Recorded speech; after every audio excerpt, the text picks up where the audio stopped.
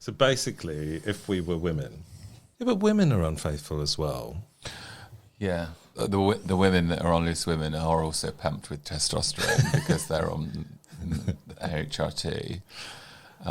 Is HRT got testosterone in it? Yeah. I didn't know that. I think so. I thought it was a derivative of like horse urine or something. Oh, wow. Or like a horse hormone.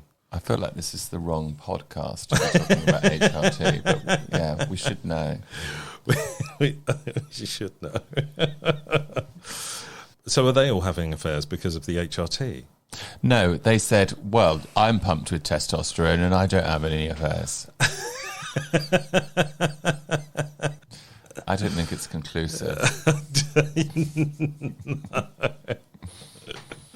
Okay. I got some cod croquettes in the oven. Well, I don't know how to navigate the podcast. With the croquettes? Yeah. Are we going to do a snack out feature on... I think it's going to have to be an impromptu one. On croquettes? They'll probably be ready in 10 minutes. Okay. Well, we haven't started the show yet. Okay.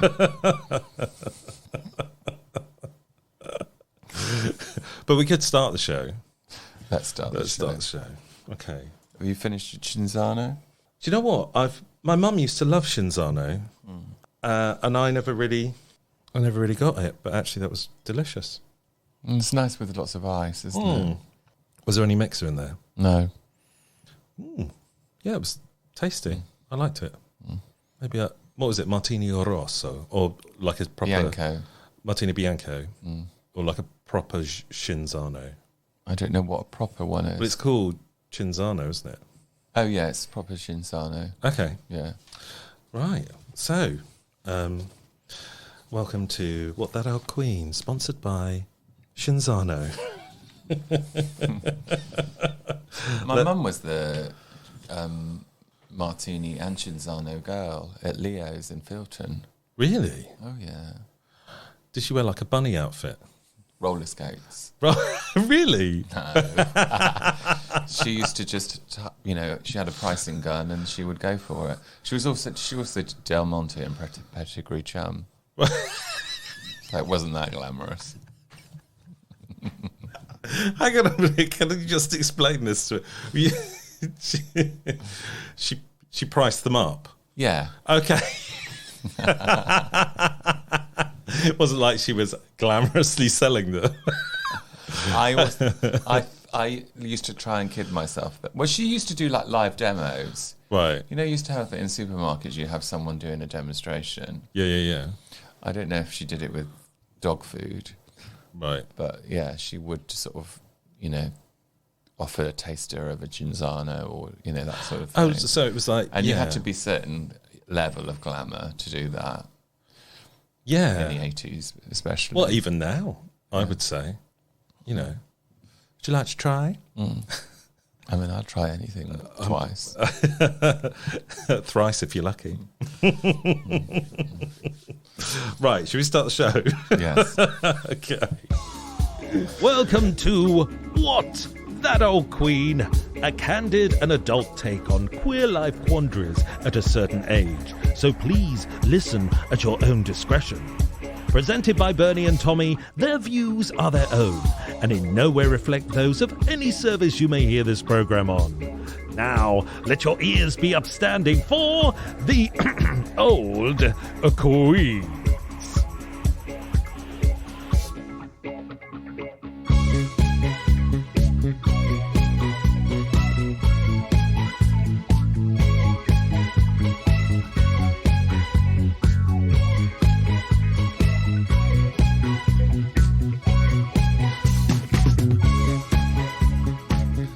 How are the croquettes doing? I reckon 5 more minutes. Were the croquettes like a 60s band? Well, they sound like one, don't they? Yeah. Which one was the Belinda Carlisle in? She was in the Go-Go's. Go-Go's. I mean, there was the Marvelettes, wasn't there? I'm actually interviewing my parents about bands that they've seen, and they're all just like, they've all got names like that. Yeah. Well, like, can you remember any of them? They're all called like something like Johnny Carson and the Mercedes Benzes or something. Martin and the Meteors or something. Yeah. I think that was a very 60s thing, wasn't it? Like it had to have like almost like a superhero or space themed name. What would you be? Bernie in the Winters. Bernie in the Winters. Bernie and the Care Bears? I don't know. What? I mean, Bernard does mean bear. So, Oh, does it? yeah. That's rather convenient. I know. Well, I was fighting a losing battle, wasn't I? When I was a twink. So, Yeah, you were destined to play that role. destined to be a big hairy bear. And here I am. How's your week been? It's been fun. I mean, it's just Tuesday, isn't it? Yeah, but you haven't recorded for nearly 2 weeks. Oh, so- okay. Well, I've had a very good time. I mean, the sad news is, did you hear about the person that imagined predictive text messaging has passed away? Oh. May they rust in piss.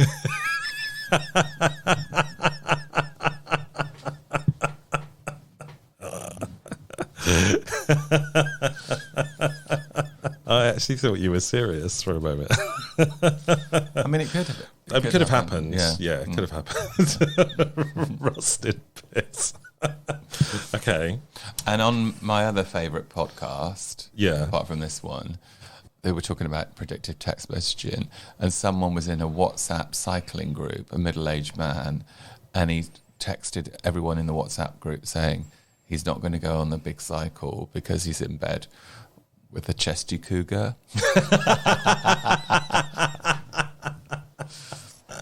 Isn't that your Grindr profile name? I was talking about this because I'm sort of slightly getting bored of Annette Curtains as my other drag persona because I'd like something a bit more glamorous and sexy. Right. Chesty cougar could be the one. Chesty cougar would be, yeah. And mate, would you go voluptuous? Well, I don't think I'm more of a legs woman, I think, Yeah. than tits. Does Annette have like small mammalian protuberances? She's got big tits. She's got big tits. Yes, Yeah. and they're covered in diamantes. Right. Her crystal boobs. Yeah. Well, maybe Chesty Cougar could also have those.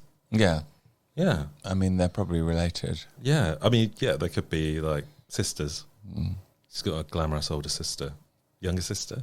Older? Probably younger. Yeah, younger. All right. Is it going to be like Hyacinth Bouquet, where Annette is like, she looks down on the tarty sister? Oh, I didn't see her. I saw that Annette was lower stakes than Chesty Cougar. Oh, really? Yeah. Oh, okay. I saw him thinking. she's a bit more- I'm kind of thinking nouveau riche. Oh, yeah, of course. Yeah. There's a lot of nouveau riche. There's a lot of it about Tommy. A lot of it about I mean, she could be called nouveau riche. nouveau riche is also another good drag name. We're almost sponsored by Marks and Spencer's. Which would be make us nouveau riche. Well, I'm not sure about that, just because of the route that we're going. Why? What route are we Well, going? what I'm going to do is I've signed up to be an affiliate link for Marks and Spencer's. So now every time we mention Marks and Spencer's and a product thus from, I can put a link to it in our description and people can click through and buy it. And hopefully we'll get threepence halfpenny. So tonight I'm serving Croquettes. cod croquettes. Cod croquettes, yeah. From Lidl. Right. But let's try next week the Marks and Spencer's version. Well, I've got some fizz from Marks and Spencer's tonight Oh, brilliant. when I finish this Cinzano. Okay. So I should know before this comes out, I'll know. So if you do see a link to Marks and Spencer's in our description of the program, please click on it and buy whatever's there. 10 of each.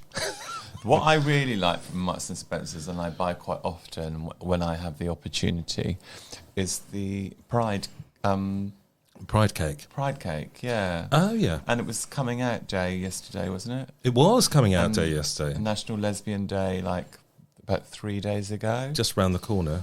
Yeah. So everyone's a winner. Yeah. Get the pride cakes out. For the lads. Okay. I'll put a link for that in the bio.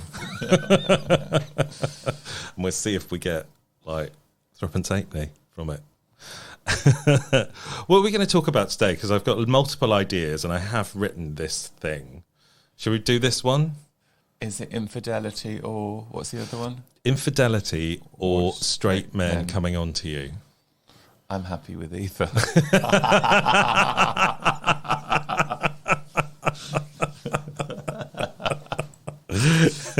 Well, let's do infidelity. We can do straight men coming on to you next time. Okay. Because then that gives me something to to actually do next time. So I was actually looking into cybersex and cyber relationships. I was going to do a feature on that, and maybe I will in the future. Mainly because I've got kind of a cyber relationship going on, which isn't really a relationship. Do you know what I mean? So I was trying to define whether it was or it wasn't. But we can talk about that. We can deconstruct that another time. Are they a listener? I have no idea. It's not that kind of relationship. Anyway, I started looking into this and I came across an article from lgbthero.org.uk. You ever heard of that website? No. No, me neither. First time I've come across it. And there was an article called Infidelity and the Gay Community. Do Gay Men Struggle to Be Faithful? By Stuart Haggas. So they asked like 1,000 readers of some magazine. FS magazine? What's that? FS. Yeah. Not for him. For. Is Thought- it the free one that you get in the underground? No, that's the Metro, isn't it? Tube. Or that's the Evening Standard. FS magazine, that's it. Yeah.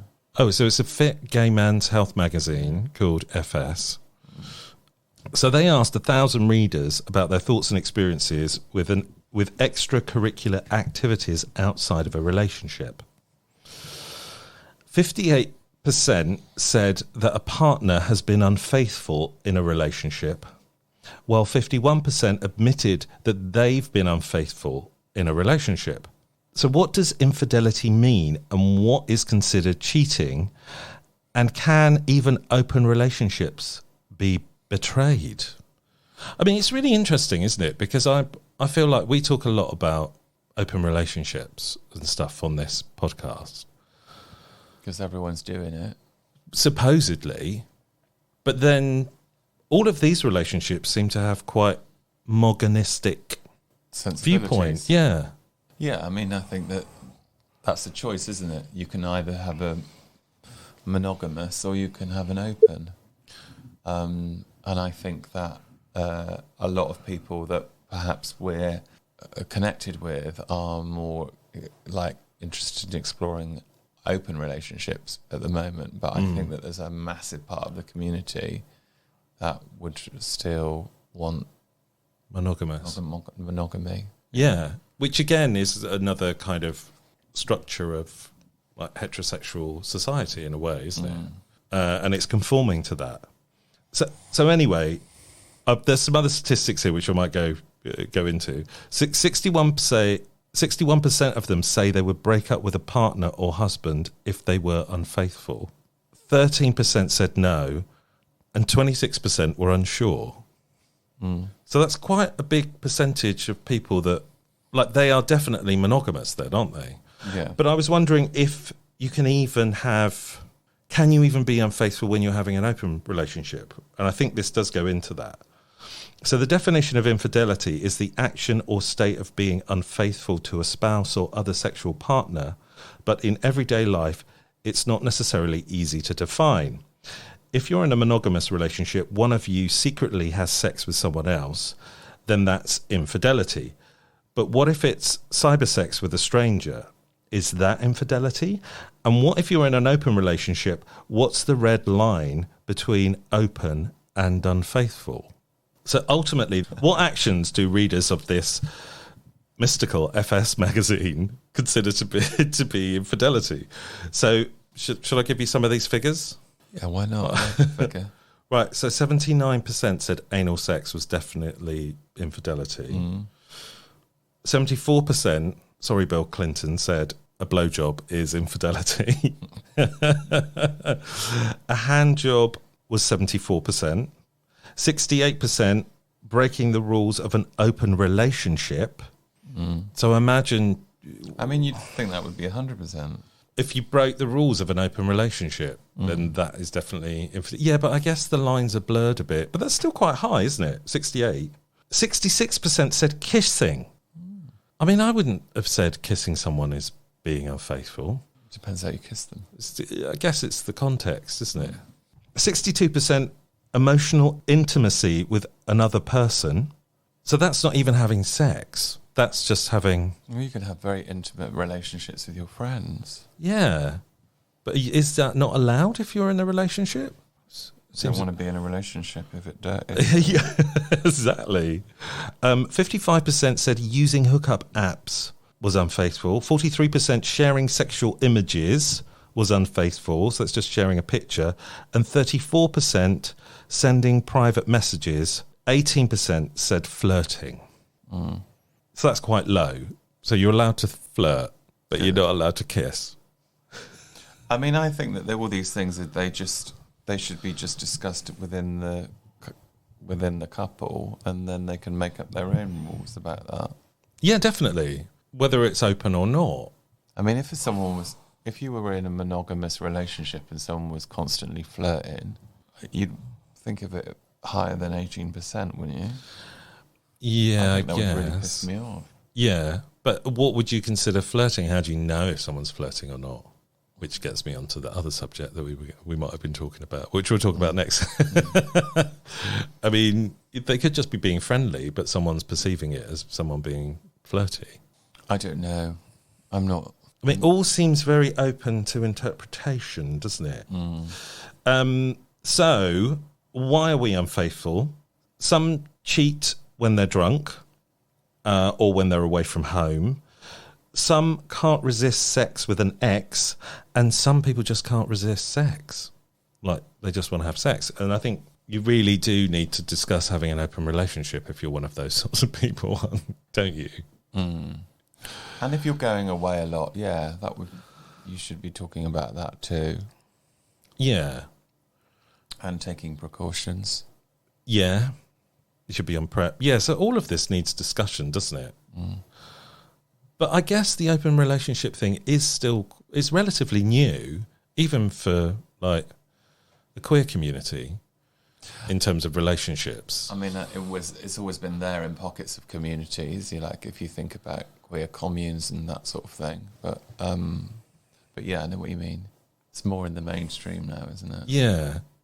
So I guess there is a lot of manoeuvring that needs to be done and communication. So there are a range of reasons why people cheat. In psychology, it's widely accepted that if people have feelings that they have not dealt with, those can manifest in self-destructive behaviours. Shame is an extremely toxic emotion and can lead to a range of damaging behaviours, including infidelity. So we're kind of getting back to this gay shame thing again, isn't it? Of being in a straight society. Or doing something, an act that you find shameful because of a sense of wanting to put yourself in a shameful position. Yeah, you see yourself as shameful. Yeah, because you see yourself as so low that it's almost like sabotaging your life in a way. Because you see yourself as the villain, you might as well play the role of the villain. Have you ever done that? Several times. But it's not always because people are horny. Sometimes it's because they're unhappy, lonely, or simply bored. Bored. I've done that many times, Yeah.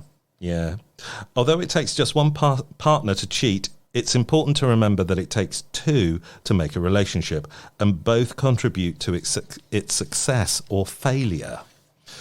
Relationships are meant to be people coming together to share experiences, emotions, and working together to form a better life. What happens is that many men fall into relationships without knowing exactly what they want and how best to meet the emotional needs of their partner. This can lead to many gay men self-sabotaging their relationships rather than having an honest conversation with their partners about what they want. I feel sort of a bit ambivalent to this article. I feel sort of like it's just fueling a stereotype. That it doesn't feel that healthy to fuel to the fire. Yeah, you might be right. But I do find these final bits of statistics quite funny. Go for it then. And after that, I get the cod croquettes out. Get the cod croquettes out, and we can do. I was going to say an infidelity link, but an affiliate link to Marks and Spencer's. So, has a partner ever been unfaithful? 58% said yes, 25% said no, and 17% said they weren't sure. Okay, fair enough. They asked, have you ever been unfaithful in a relationship? 52% said yes, 46% said no, and 7% said they weren't sure. I mean, what are the 7% unsure about? Well, maybe it goes down to like, would you count kissing or flirting as unfaithful? This is true. This is true. Yeah. So they also asked, did their partner find out? 45% said yes, 45% said no, and 10% said they weren't sure. And they asked, if you've been unfaithful, did you ever get an STI? 70% said yes, 79% said no, and 4% said they weren't sure. I'm a bit worried about that 4%. They should be getting tested. and then they asked if they informed their partner or not whether they had the STI. 39% said yes, 61% said no. Like, this is the person you meant to love, isn't it? There's no not sures, though. No, yeah. At least that's one thing. I was wondering if there might have been an unsure with that one. But I think I kind of agree with you. I think it is fueling like a stereotype. And also it's fueling like all the things which are bad about monogamy and none of the good stuff. Like, I just think that why is someone asking these questions and why do we need to know them? Wouldn't it be more useful to focus on something that actually felt more constructive? Yeah. I think one of the reasons why I was interested in it was because I was quite shocked to come across this article, because it felt like a lot of people in the queer community had kind of moved on from this monogamous relationship kind of vibe. But do you think if it's, this is probably a horrible generalisation, but if it's something that is one of those kind of, I kind of imagine what that magazine might be. Yeah. It might be sort of a gay fitness kind of magazine with someone really buff on the front cover. Yeah. Might be very kind of heteronormative kind of vibe to it anyway. I don't know. It doesn't sound very queer. I won't be buying it. No, but I've never heard of it. So it's not even come across our coffee table, is it? No. So anyway... Unlike Adele on the cover of Vogue, which is on my coffee table right now. She looks amazing. She looks like a younger version of Sarah Paulson now, doesn't she? I know what you mean, actually. Now she's lost a bit of weight. In fact, I thought it was Sarah Paulson when I saw a picture of her. And then I realised it was Adele. Maybe Sarah Paulson could play Adele. Or... yeah, vice versa. Yeah, maybe she could. Yeah, she could be like a younger Sarah. Although Sarah looks amazing, doesn't she? Anyway, apologies for that. Apologies for that feature. We'll forget about it. How are the croquettes doing? I'm going to check now. Do you want one? Well, I feel like I should have one now, and we should discuss it straight out the oven. Yeah, they might be a bit hot. Cod croquette. Shall we have a bit of that fizz? So, this is Étoile de Timberley, Cremant de Bordeaux, Brut. So, who's our guest? Dan de la Motte. Dan de la Motte, who's a stand-up, does theatre, queer history tours. So we can talk to him about that because we've done a couple. And he's currently residing in Hawkwood College in Stroud, which is my spiritual haven. Which is just up the road. Okay, great. Oh, he is now. He's coming into the room now, but we'll have a break and we'll talk to Dan in a bit. Like what you're listening to? Then please subscribe on your podcast platform and share our episodes on social media. This will enable us to grow our audience so we can get advertising and sponsorship, and maybe then I won't have to ask you for money, which is what I'm going to do now. So if you can spare £1 or £2 a month or a one-off payment, then please click on our Patreon link below and help us continue with the queeniest of old queeniest of podcasts, What That Old Queen. Now, back to the show.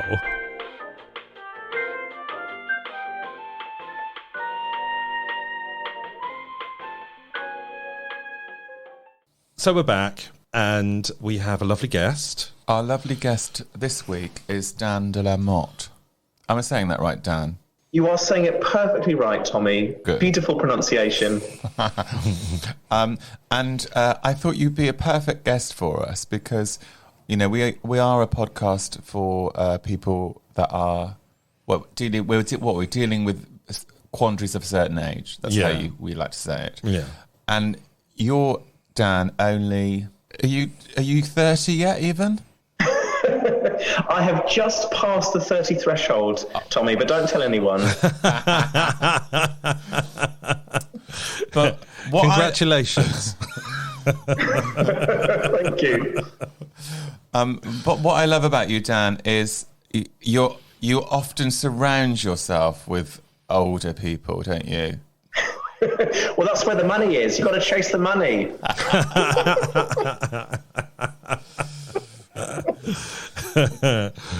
So, Dan, There's no point hanging out with 18-year-olds. You know that. Yeah, exactly.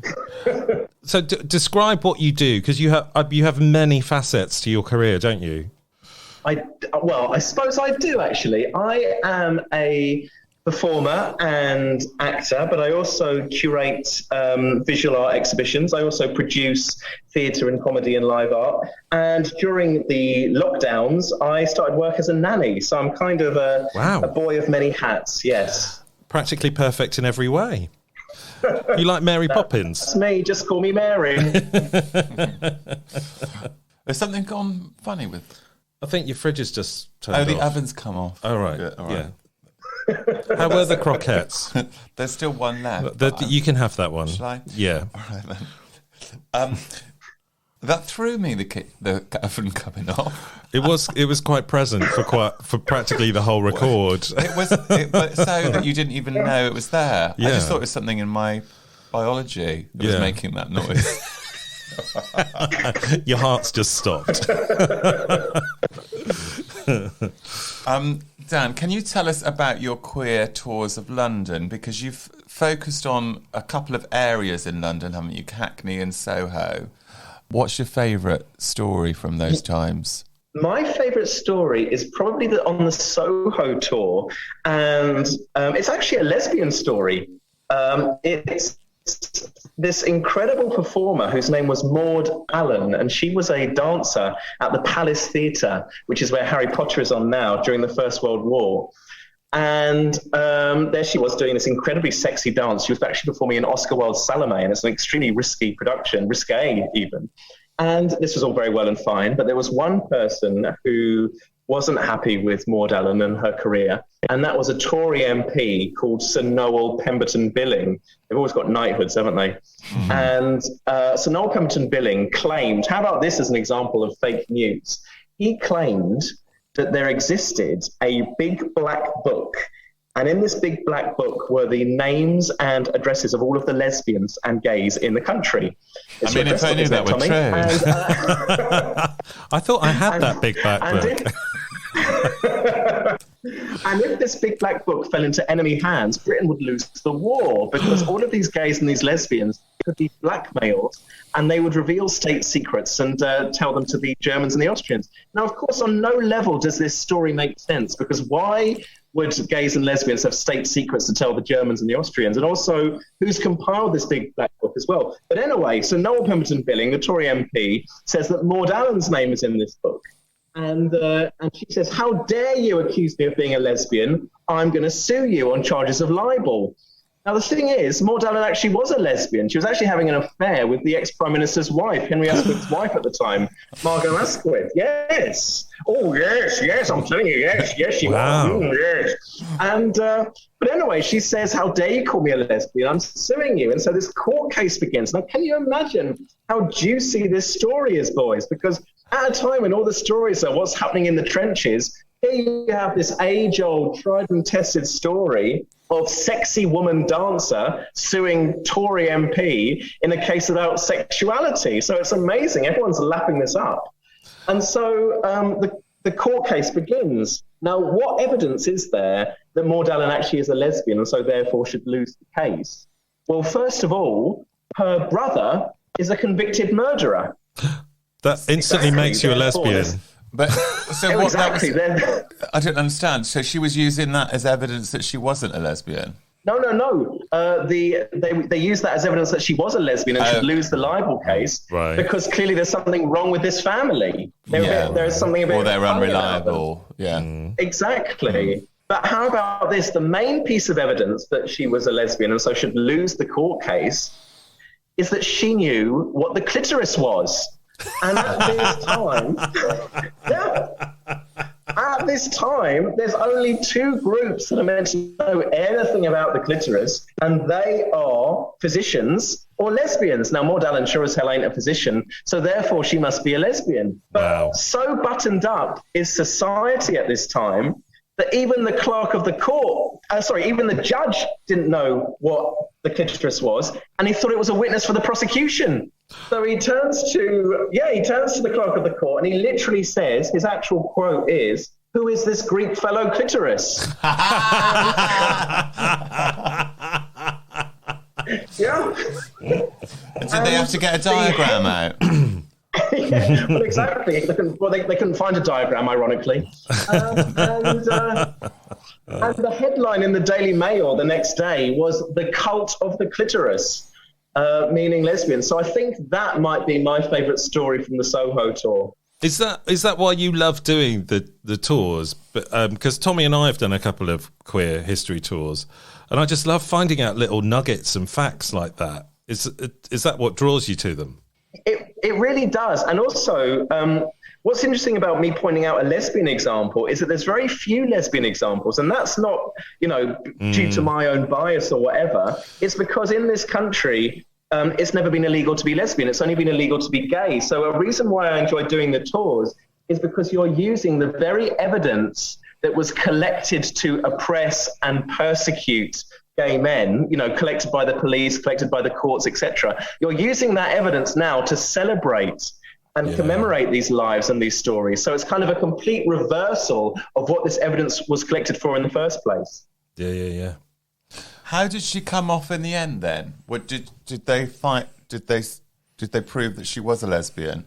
Well, alas, she lost the court case. And you could say, well, if you are a lesbian, don't sue someone that calls you a lesbian, maybe. But obviously I'm on Maud Allen's side. Yeah. The problem with Maud Allen is that the parallels between her and Oscar Wilde are really striking. That here she is performing in a play by Oscar Wilde, and 20 years earlier, Oscar Wilde had his own court case about his sexuality, and both Oscar and Maud use the courtroom as a stage, don't they? They use it as another opportunity to perform, when really they should have been less glib and more serious about it, because it ultimately was both their downfalls. Less of a downfall for Maud. Obviously, she doesn't get sent to prison, but what happens to her is she loses the case. Margot Asquith, the Prime Minister's wife, pays all her court fees. I wonder why. And then she retires to the countryside in inverted commas with her secretary. So that's the end of her, I'm afraid. I feel like there's a sort of two-hand play that could happen there. Well, between Oscar Wilde and... across the decades. Maybe. It would be quite interesting. Yeah. when really she should have just shut up and then maybe started a nightclub called the Cult of Clitoris. Yeah, exactly. And there'd be the judge trying to find the club and not finding it. It would be in a hidden location. Exactly. That's one way to guarantee that only lesbians would be able to find a club. Call it Clitoris.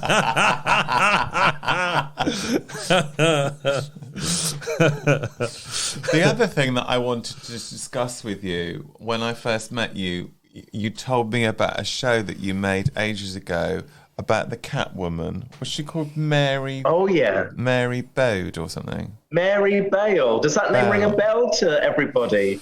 Do you remember her, Bernie? Mary Bale? Yeah. Who played Catwoman? No, she was. No. But she could have been a Catwoman. Oh, okay. She could have been a Catwoman. Do you see where we're going with this, Bernie? Maybe. Yeah, come on then. So cast your mind back.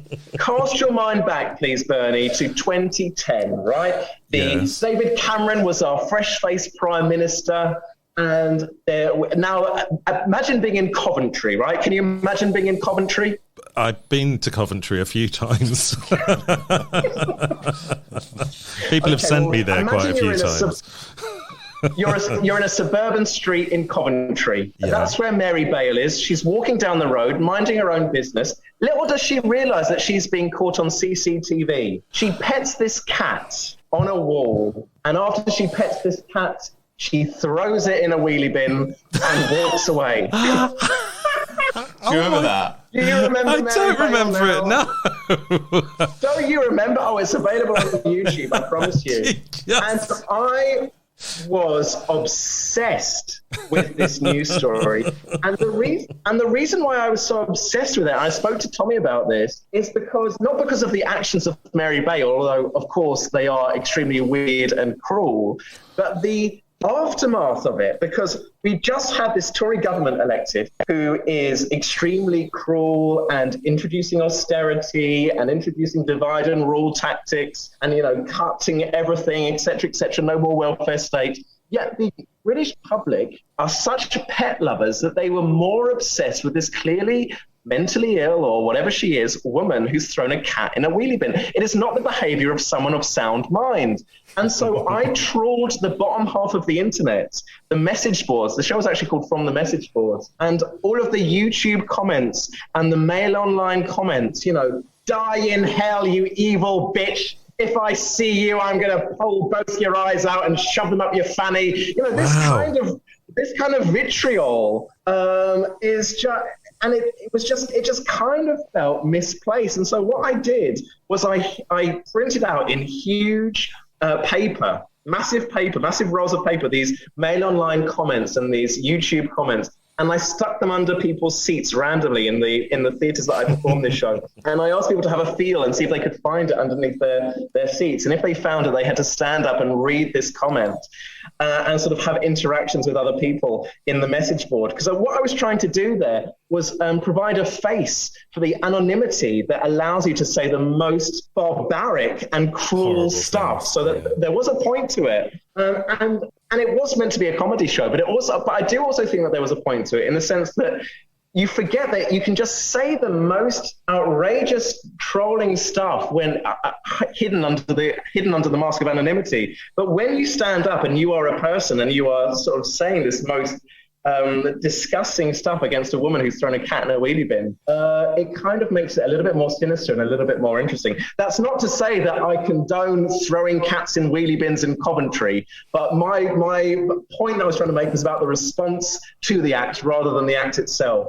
I think if you are going to throw a cat into a wheelie bin, Coventry is the place to do it. So... It's a very controversial thing you've just said there, Nick. I think maybe it is. Do you think I've just thrown the cat into the wheelie bin with that? I think you're going to get some messages.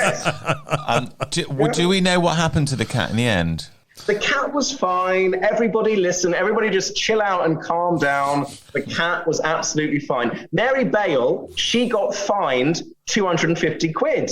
I'll remind you, boys, that's the prize money on You've Been Framed. So she should have just sent in the video to Harry Hill in the first place. And Harry Hill's one of your faves. Yeah, isn't and he used to present You've Been Framed. Or does he still do it? He still does. Oh, I love Harry Hill. I love that kind of surrealist silliness. Yeah, absolutely. I heard that you like Michael Barrymore as well. Oh my God. Let me ask you a question. Do you follow Michael Barrymore on Twitter? No. I will now. Well, you absolutely should, because the videos of Michael Barrymore that he posts are from his prime. So they're from the late 80s, early 90s, when he was at the height of his powers, presenting things like Strike It Rich, Kids Are the Funniest Things. And I'm really in awe of Michael Barrymore. I know that's perhaps an odd thing for someone of my generation or age to say, but I grew up on ITV, right? I grew up on Saturday night telly, the kind of Cilla Black, Matthew Kelly, Les Dennis, all of that business, right? And the king of all of that was definitely Michael Barrymore, because, Bernie, I defy you to name anyone in any field of occupation better at their job than Michael Barrymore at the height of his powers. You could name brain surgeons. You could name rocket scientists. No one is better at their job than Michael Barrymore in 1993. Because his power to speak to... Go on. You are up against people like Bruce Forsyth. No, absolutely. I do not accept that, because Michael Barrymore's... the ease in which he just totally relaxes people, and his relationship with older women, old ladies and kids, it's just magical to watch. It really is. He's oozing charisma. He is such a charmer. He is such a Cockney sparrow. And I do spend hours sometimes watching these videos. There's one in particular that listeners should watch, which is him. You should YouTube this after you've finished YouTubing Mary Bale. Just YouTube Michael Barrymore and Eric, and it's this incredibly ancient man who's about 4 foot tall, who's on Strike It Rich. He's called Eric, and the relationship between Eric and Michael Barrymore is an absolute joy to behold. It is the purest thing you'll ever find on the internet. Do you know what? I think this is our most controversial show yet, Tommy. Well, me and Dan were going to be in the best show that never happened. Okay. Which was following Celebrity Big Brother. Was it 6? 2006, yes. Yeah, 2006. And I was going to play Chantal and Pete Burns. And Dan was going to play probably Michael Barrymore. I don't know who else. Preston. Was that the one with Jackie Stallone in it? No. No, that was another one. That was a different year. Yeah, but that was a very, very odd I do remember it. And Michael Barrymore was still... there was still the pool incident, which was kind of haunting him at that point. It was when he was being rehabilitated from that, and it was when poor old Jodie Marsh, regardless of your thoughts about Jodie Marsh, she was being bullied by George Galloway, who is an absolute, in my opinion, a complete nasty piece of work. It's a really fun... It's Shakespearean TV. Was it that the one with Rula Lenska? Yeah. As well? Yeah. And George Galloway going, "Would you like me to be the cat?" And you could throw him into a wheelie bin.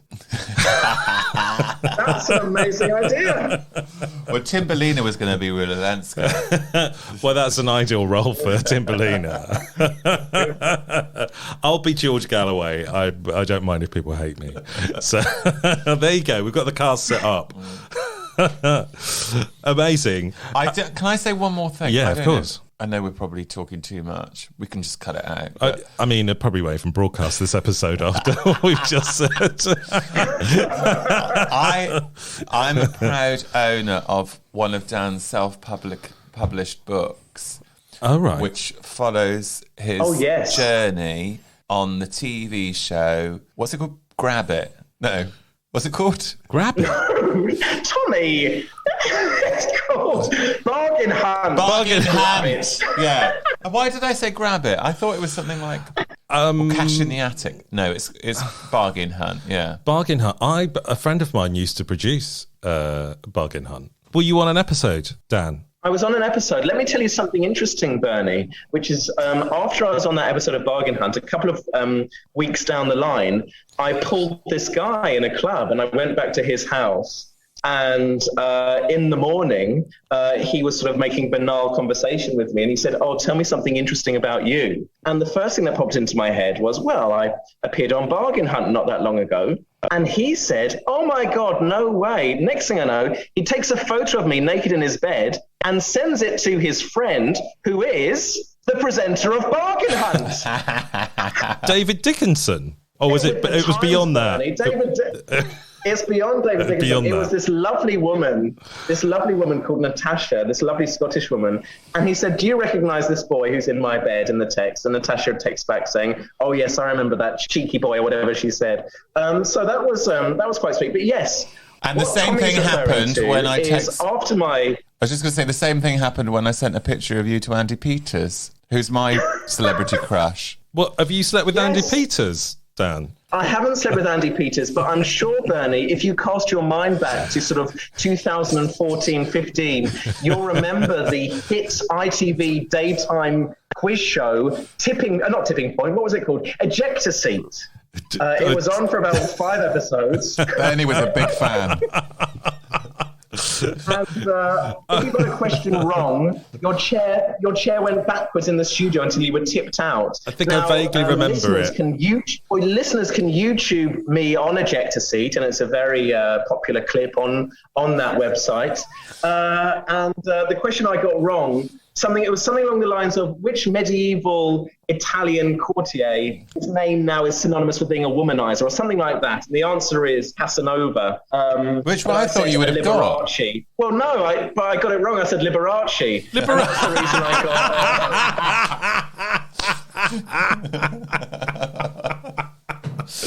Oh, you poor boy, getting the difference between Liberace and Casanova. I reckon it's an easy mistake to make. Dan, I'm sure we have lots of stories of like brief appearances on obscure ITV shows that we could go on with. Maybe they'll unravel as we do Queens of Agony. Will you stay on and answer some of the listeners' quandaries in the Queens of Agony section? I would love to. I would love to do that, Bernie. Okay, good. So at this point in the stage, I do a very large gong. It's almost zen-like, isn't it? It just changes the atmosphere in the room. It just does a bit of spatial clearing. It does, yeah. Just kind of. In fact, I'm going to do it again. Can you hear that up your end, Dan? I beg your pardon? Did my gong go up your end? Oh, no. Okay, so you ready for this first question? Yes. Okay. Dear old Queens, and Dan, obviously, I need advice. Ever since I started working my new job, there is this guy there that I began to develop a crush on. He's really sweet, shy, and cute. In the very beginning, he gave me vibes that he might be gay. But I heard people mention he had an ex-girlfriend. I overheard my friend talking to him, and when he asked if he had a girlfriend, he clammed up and felt awkward. I'm scared to ask him on a date if he isn't gay, and I don't want to make him feel uncomfortable if he isn't out of the closet. He has a slightly feminine voice, otherwise that's really all the gay vibes that I get. Help. Oh, wow. So he fancies this person who may or may not be gay. How do you cross that threshold? It's 3 simple words. Are you gay?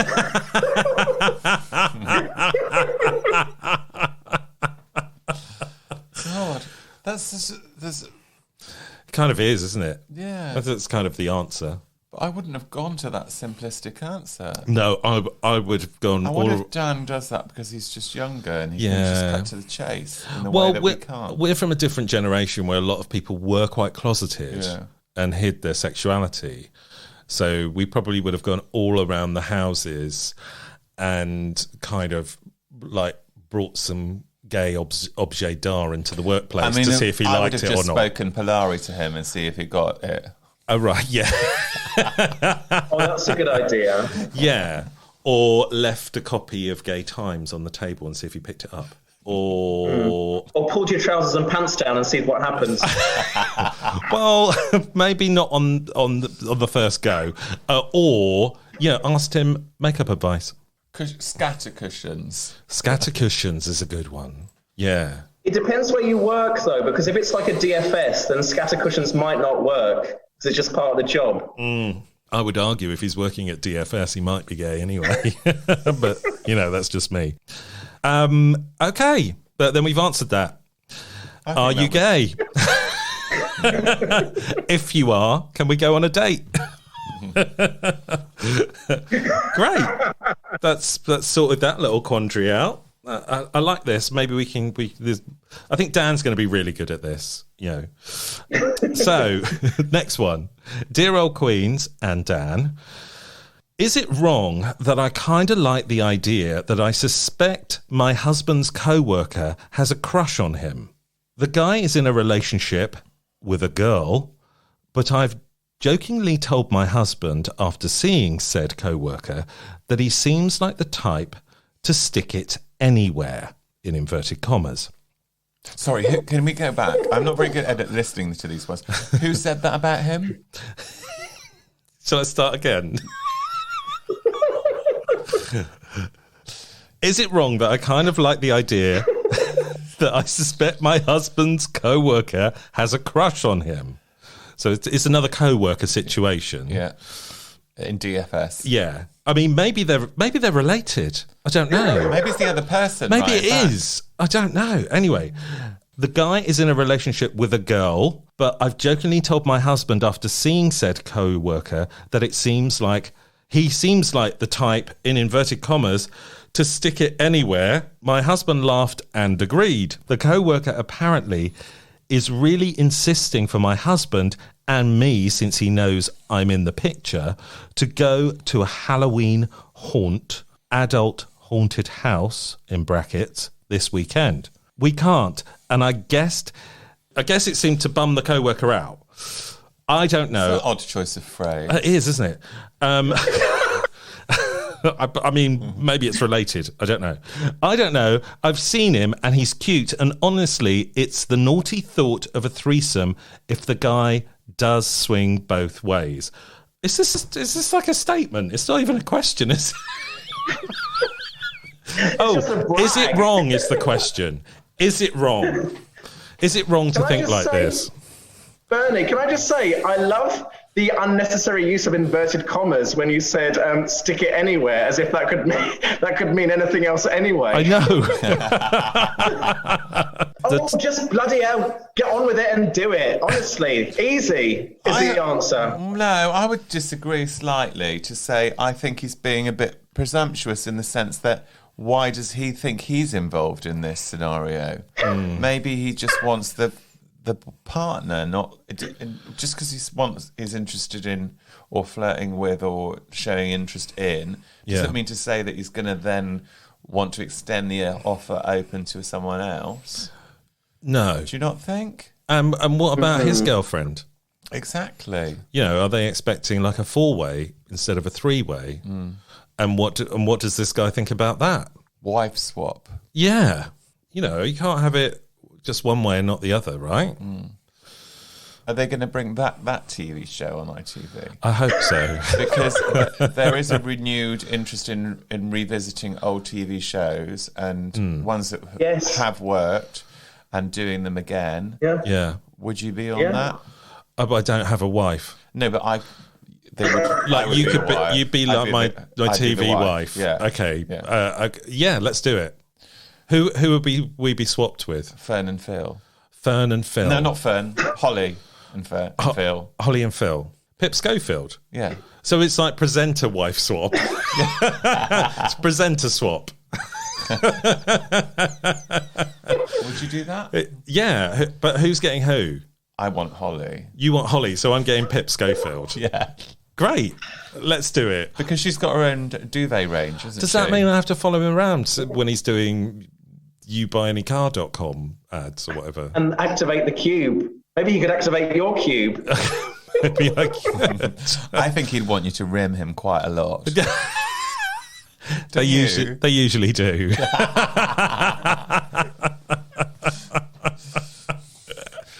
put a hyperlink into Pip Schofield as well? I'll put a hypo into Pip Schofield if we go on presenter swap. There's that great YouTube clip of Fern Britton saying to Philip Schofield, "Well, you don't mind dunking your beef now, do you? Have you seen that clip?" Was this before or after he came out? It's very much before. Okay. It's very much before. I bet. Put that on your YouTube watching list. Oh, well, I mean, maybe this question is about Pip Schofield because he was married with kids, wasn't he? So, could be. Anyway, what do you think? Is it wrong for this guy to fantasize? Oh, just do it. Can I just say something, Bernie? Yeah. The world is about to end. There's climate catastrophe. Just fuck your colleague. But Dan, is that why you're so focused on climate change? Yeah. If I had colleagues, I'd fuck them because the world's about to end. Does that help climate change? Probably. No. No, but it just makes it easier to deal with. Yes, okay, great. Exactly. Okay, great. Well, I think we've answered that question then. Is there any more booze, Tommy? I'm not sure I can finish this show without another drink. No. Well, you feel sorry for Dan. Dan's in a place where there's lots of booze, but he can't, drink. He can't get the keys to the cupboard. It's like, Exactly. Water There's a whole everywhere, not a fridge drop here to full of drink. booze that's locked. Yeah. Okay. Right, this isn't a co-worker question, this next one. Oh, well, then we're not really qualified to answer. I think we are qualified to answer this. It's a very short question. Dear old queens, can you answer this age-old question that transcends all meaning of homosexual being? Why do guys who tap you on Grindr ghost you when you message them? Yes, I've wondered that too. Yeah. Or sometimes even tap you and then block you. Yeah. Have you ever had that before? Did you tap them back and then they blocked you? I think I just said hi and then they blocked me. What is wrong with people? Like, do they not understand what a tap is? Look, because I kind of hate it when they go, and no taps, don't tap me. And it's just like, well, what's wrong with that? Surely it's a compliment, isn't it? Yeah. And it's just like an opener to see if you're, rather than actually sending you a message which might be loaded with something, it's like seeing if you're interested, and if you tap back or say hi, then you are. I just like to tap people that, they've made a nice, they've got a nice shirt on, or they've said something interesting in their profile. They baked a nice cake and they're showing it off on their profile. Do you like a tap, Dan? I really empathise with this caller because it happens a lot. It happens to me as well.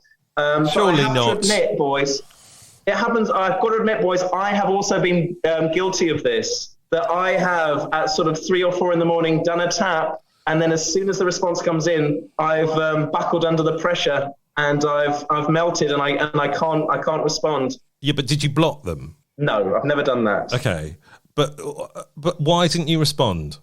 Is it second thoughts? I think it is. Sometimes with tapping, it takes more guts and more chutzpah to tap than message, I think, because I think I actually disagree with you. I think a tap is more loaded than a message, because I think with a tap, you're trying to get straight to the point. You're like, I want to get with you. Whereas a message, it can be sort of meandering. Oh, I think I saw you in Tesco's by the reduced section, la, la, la. Whereas with a tap, you're saying, right, let's get down to it. The world's about to end. Let's fuck. I'm not going to respond to, I think I saw you in Tesco's by the reduced section. I'm sorry, Dan. You've had too many messages like that. I've had so many messages. I thought like a tap was kind of a softer thing. Yeah, no, I'm with you, Bernie. Like I never thought a tap would. I thought it was less loaded. Yeah, because that's why I tap people that I don't fancy. I just kind of like if you just like the wallpaper. I like something about them. Yeah. See, I read taps completely differently. I read taps as going straight up to someone in the club and snogging them, and a messaging grinder is offering to buy someone a drink in the club. I think that it is a lot more kind of straight to the point, which is why people then buckle under the pressure and don't reply to a message after a tap. Well, this is interesting. This is a generational difference, I feel. What's the equivalent of just looking at someone, but sort of looking at them every single day, like every single day. But not saying it. What when you can see that they've looked at you or not? Yeah. Okay. What does that mean? Well, it could mean that they're just a scroller. So they're literally just scrolling through the pictures. Okay, and you're in the way. And you're one of them. You're in between. Yeah. So it doesn't necessarily mean that they're looking at you every day. Okay, well, that's disappointing. But I guess it could also mean that. But you got to remember that there is that alternative. It could be that they're just scrollers. I'm not particularly a scroller myself, so if I'm looking at someone, I usually probably tap. I'll tap them, and then I won't. If they respond, I won't say anything. I literally just tap. I thought it was like Morse code. It takes like 2 weeks for me to get a sentence out in tapping. Because you can't immediately tap after you've done the first tap. Well, it's like, no, you have to wait 24 hours. You've got to wait 24 hours. So, there's a long Morse code tapping session. It's like Vigil when she was stuck in that tankard. I know. I said that when I was watching it, I said, this is like Grindr. Have we resolved that problem? I think we've caused others. Right, final question. Dear old Queens and Dan, TV on or off? That's not the whole question. I was going to say on, no, but yeah. All right. Just had a hookup recently where the guy had the TV on the whole time in the background. I think you need to turn the sound off. Maybe. Chalk it up to my ADHD, but I find this incredibly, in capital letters, distracting and had a difficult time engaging. I can do music without lyrics, but that's about all the background noise I can deal with. So what do the old queens think? TV on or off? I vote off. Do you know that Victoria Wood sketch? Where she's like, you were quite experimental, weren't you? Yes, 3 in a bed. I don't recommend it. They ended up watching Take the High Road with the sound down. I mean, that's probably what put them off. If it was this guy. I don't know. When I said I vote off, that's part of the letter. It wasn't me saying that. Oh, okay. Personally. So it wasn't me asking that. I just wanted to. I guess it depends what's on the telly. Would you put a porn film on? I don't mind divulging this to you boys, but I recently engaged in sexual intercourse and the TV was on. And I looked up at the moment of, let's say it, ejaculation. Were you watching reruns of Strike It Rich, Strike It Lucky? It was extremely weird because I would never have, guessed that this would be on. It was Nelson Mandela in conversation with the Archbishop Trevor Huddleston, and it just felt quite disrespectful. Was the sound up or down? The sound was up, and this was. It just felt very unsexy, to be honest with you. Actually, why was that on the telly in the first place? But can that be the title of this episode? What? I'll tell you why. I'll tell you why it was on the telly, because it was BBC 4. Ah, okay. That's highbrow.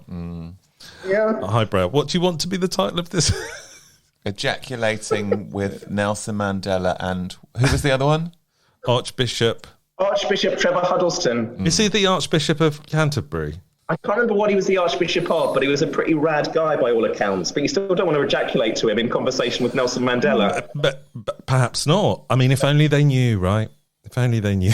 I sort of secretly think they do know. I think maybe they do. Maybe that was the whole point of doing the interview. We should write to them and say some people consider you gay porn. Yeah. Just to improve those gay church relations.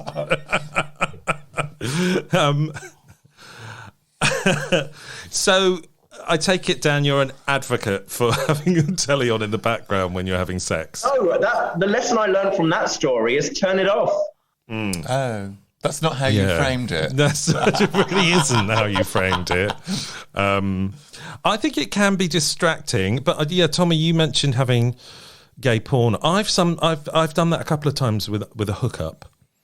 Like I've actually purposely put some gay porn on the telly. And did you when find they come over a nice long episode, like clip? Yeah, not long enough. I had to find something else halfway through, obviously, because I'm an older gentleman. So it takes a while for me.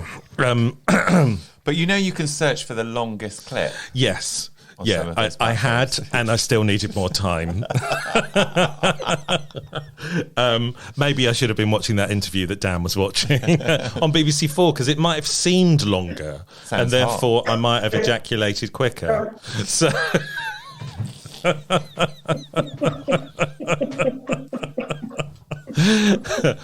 I guess it can be hot if it's porn. I don't know about anything else in the background. I mean, I guess it's if you're comfortable with that person and you spend a bit of time with them and you're getting a bit horny on the sofa, then I guess it doesn't really matter, does it? I mean, I might extend an arm and put the mute button on. I think it's only weird. It's only weird if you turn the TV on during and it's just sort of like Coronation Street. Do you know what I mean? Because you do end up watching Take the High Road with the sound down. So,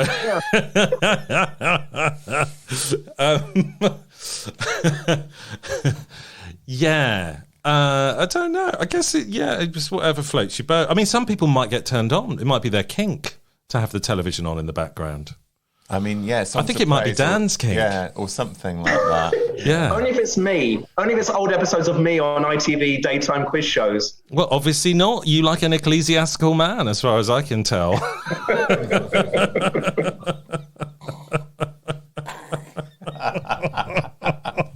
What other programmes could you watch while you're having sex? Would you watch Loose Women having sex? Dynasty. Oh yeah, you could. You could have a sex game instead of a drink. We used to have a drinking game with Dallas. Like every time you would be a character in Dallas, and every time they had a drink, you would have a drink. You'd have to give them a blowjob. So maybe, you negotiate a little sex game, whereas when your character does something, then your partner has to do something else, or you have to do something to your partner. Yeah. Sounds like fun, doesn't it? I think it sounds brilliant. Yeah. Okay. Well, there you go. What about the Waltons?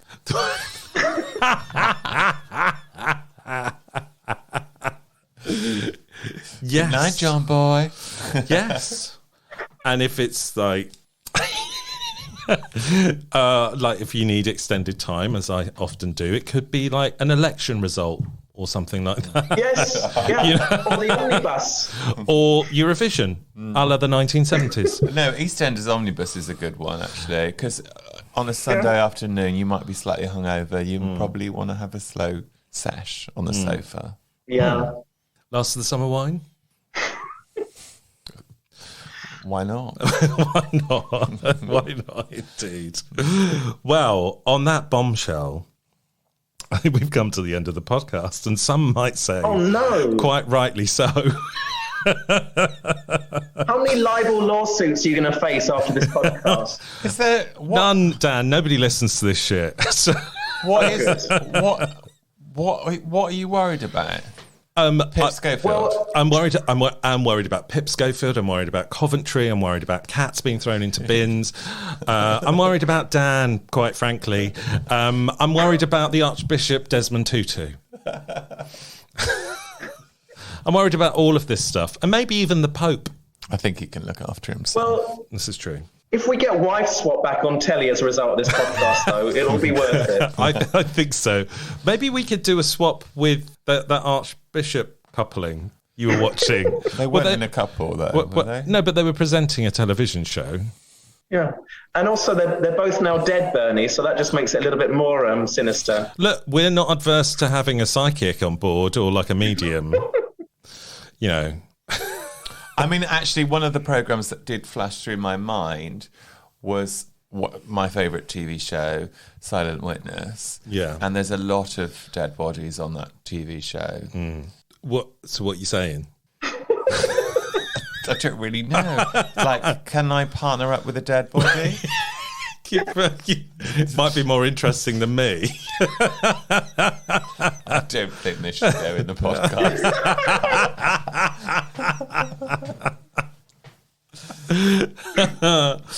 Right, on that bombshell, we've come to the end of the show. Dan, thank you so much for being on board. It's been a total pleasure. I've loved every second. You're brilliant value for money, Dan. You certainly are. Please do come on again. Maybe after the dust has died down from this episode, but I've got more anecdotes, boys. I've got plenty more where that came from. I'm sure you do. So please say goodbye to our lovely audience, Dan. Goodbye, lovely audience. We'll see you next time. And Dan, if our lovely audience were to seek you out for some kind of court case, where can they find you? They can find me all over the interweb. My name is Dan Delamotte, DanDelamotte, or catch me at a gig sometime. I've got some shows coming up in London. Be nice to see you. Great. Where are the shows in London? Give them a plug. There's a show called On Railton Road, which is about a gay squat in Brixton in the 1970s. That's at a space called Brixton Base on the 11th, 12th and 13th of November. And then I've also got an exhibition on at the moment called GLF at 50, which is about the Gay Liberation Front, and that's on at Newington Green Meeting House in North London, and that's on until December. Brilliant. Hopefully we can try and catch some of those shows that you're in as well. Thank you, Dan, so much for being on the show. You've been an absolute delight, and it's been raucously funny having you here.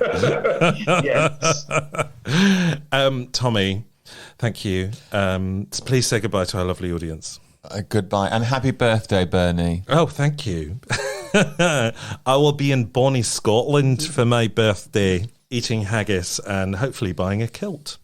Anyway, thank you so much for listening. We will see you next time on What That Old Queen.